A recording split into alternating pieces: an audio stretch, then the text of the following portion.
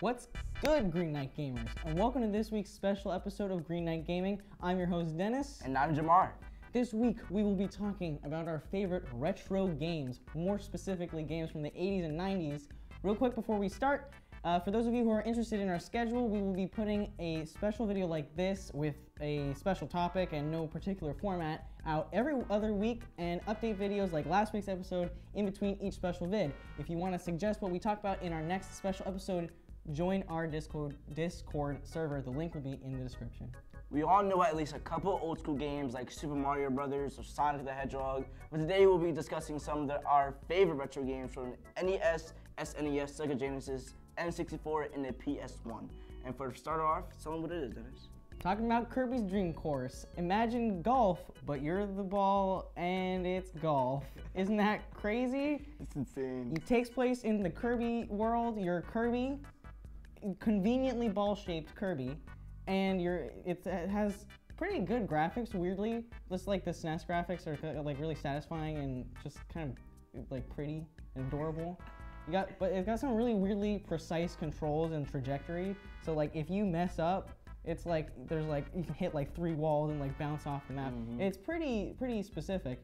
Definitely unique in its time, without a doubt. It's very there wasn't a huge market on golf games where you play as the ball in the industry at that time. For my first favorite retro game, I'm gonna have to go with Tecmo Bowl.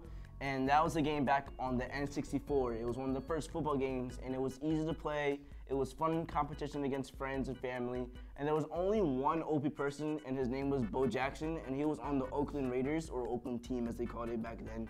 And the only reason why he was OP is because he was able to run faster than anyone on the field, break almost every tackle. But my dad introduced me to that game when I was really young, around like 8, and that's why it has a special place in my heart. So I like it a lot. My next game is Banjo Kazooie. I played this a lot.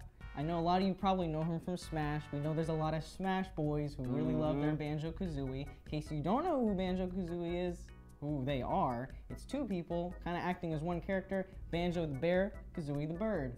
Perfect dynamic duo in a very vibrant, fantastical environment, and it's just really cartoony and iconic, and honestly just the sounds, the music. That is worth playing it just for the music. It's a vibe. It's a vibe. And I also, 100% of that game, spending many hours of my life doing that.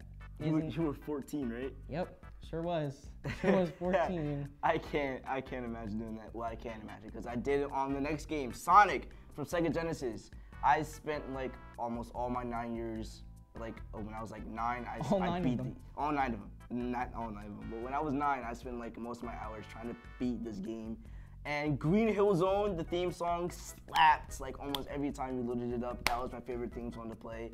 It was very action-packed for a sideways scroller, and constantly hearing Sonic say "You're too slow" was hilarious. Like whenever you beat Eggman at the end of the stage, it was really fun to hear, and I loved playing it as a child. Did you hear about that Sonic movie? Yeah, I actually watched it yesterday. With Jim Carrey as Eggman.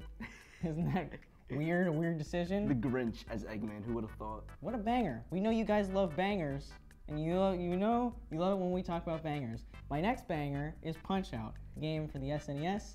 It's a really fun game, got a lot of crazy characters like Glass Joe, Von Kaiser, all these crazy characters. Basically, it's a boxing game where you travel the world against different characters from different countries, and they're all have kind of like a funny just personality, and it's really simple. It's easy to get into if you're not a hardcore gamer like us gamer boys. You're not intense about things. All you're doing is learning patterns, when to punch, when to dodge, when to duck. That's it. You just learn how they're gonna attack you and when you need to attack. It's really fun. Definitely, without a doubt. I would say my favorite version of Punch-Out was definitely the Wii, though. I played that one a lot more. So but good. Going back to SNES days, it was so easy and very fun to play. Play the Wii version. Yeah, the Wii version is very fun. If you're new to it, play the Wii version. The Wii version's great. For my next game, I'm gonna have to go with Castlevania 2. The battle theme song when you played as Simon Belmont slapped as well. So you're gonna hear a lot of stuff when we're talking about the themes. Because back in the day, the theme songs were really, really, really cool and really fun to listen to.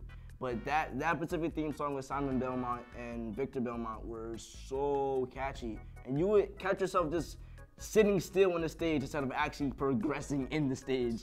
And the saving system was a lot better than the first one because back then you had to like get to a certain stage to actually save your game. So if you died before you could save, you lost all your progress. NES saving systems are like just the worst thing ever invented. Combat was fun and simple. You would use Simon's whip and mace to destroy skeletons and vampires, and it was honestly really easy and fun to play. My next game, similar to Banjo Kazooie, is another crazy game with amazing music. The music schmacks in Donkey Kong. Not smacks, it schmacks in Donkey Kong Country. It came out and it was kind of like a next-gen game, and it really developed the characters like Donkey Kong and all the other Diddy Kong, all these characters that we know about now. Like you know Donkey Kong. You know him always getting into some crazy antics. It all kind of started with the Donkey Kong Country, and didn't they introduce Diddy Kong, the sister? Yeah, and then I think Dixie Kong was in Donkey Kong Country too. Yeah, but they had all the other Kongs. How can you not love those Kongs? Yeah, bro. The music's great. And the music also slapped. The DK rap is definitely one of the best songs of all time. That's Donkey Kong 64, Jamar. Yeah, I know. We're lying to our viewers. But like I said earlier, Super Mario Bros. Of course, it has a special place in my heart. It's been growing. I literally grew up with Mario. Gradual changes in each level when you play. Every Mario has its own special ability. Like for instance, the Fire Flower, or the Helicopter Mushroom, or the Freeze Mushroom. All that was introduced later in the day. But the main mushrooms you had were the Grow Mushrooms and the Fire Flowers, and it was just so easy to play, man. And it was rage-inducing at times, I will say that, but definitely beating Bowser and saving Peach at the end was so satisfying, without a doubt. And it really just like introduced the whole genre of platforming. My next game, Legend of Zelda: Link to the Past. You probably all know the Zelda series. It's very popular. This was one of the earlier games, not the first game, but I took all the great things about the NES game and really just built upon them to make it just a really great game. The graphics were a huge step up. They're still simplistic, but they look really good. The music schmacks, just like my other games, and it just put a lot of changes to the franchise. Without a doubt. Without a doubt. And my next game, for me, my last one, was NFL Blitz. That game was on the PS1. And another football game, a big sports guy, so it had funny physics when it came to tackling. The commentary during the game was hilarious and always fun to hear. And also, it was a simple game, and anyone could be good at it. So it was really easy. Changed a bit of the rules when it came to football, though. But other than that, it was nice and easy to learn.